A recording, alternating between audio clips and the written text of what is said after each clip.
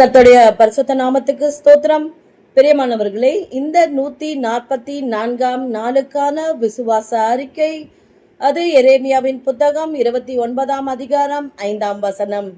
நீங்கள் வீடுகளை கட்டி குடியிருந்து தோட்டங்களை நாட்டி அவைகளின் கனியை சாப்பிடுங்கள். ஆமென். ஆம் பிரியமானவர்களே, தமக்கு சித்தமானவைகளையே செய்வேன், தமக்கு சித்தமானவனுக்கே கொடுப்பேன் என்று சொன்ன ஆண்டவர் இந்த நாளிலே வீடு இல்லாமல் தவிக்கிற உங்களுக்கு ஒரு நல்ல வீட்டை கட்டி குடியிருக்க பண்ண போகிறார். ஆண்டவர் முன்கூட்டியே உங்களுக்கு இதை அறிக்கை செய்திருக்கிறார்.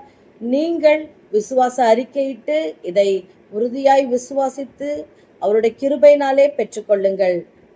நாம் விசுவாச அறிக்கை செய்வோம்.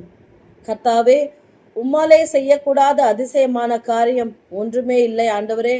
தேவனாலே எல்லாம் கூடும் என்று நாங்கள் விசுவாசிக்கிறோம் தகப்பனே. இம்மட்டுமாக நடத்தின இம்மானுவேலர் தாமே எங்களுக்காக ஏற்படுத்தி இருக்கிற நல்ல வீட்டுக்காக உமக்கு நன்றி ஆண்டவரே.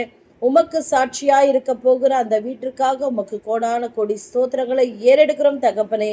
நிச்சயமாகவே நாங்கள் அதிலே சந்தோஷமாய் மகிழ்ச்சியாய் ஆனந்தமாய் குடியிருந்து உமக்கு சாட்சியாய் வாழ்ந்து தோட்டங்களை நாட்டி நாங்களும் ஆண்டவரே நிறைவான கனிகளை தந்து உமக்கு மகிமை சேர்ப்போம் என்று விசுவாசித்து அறிக்கை செய்கிறோம். ஆமென். ஆம் பிரியமானவர்களே, விசுவாசிக்கிறவனுக்கு எல்லாம் கூடும் என்று வேதம் சொல்லுகிறது. விசுவாசித்து பெற்றுக்கொள்ளுங்கள். God bless you.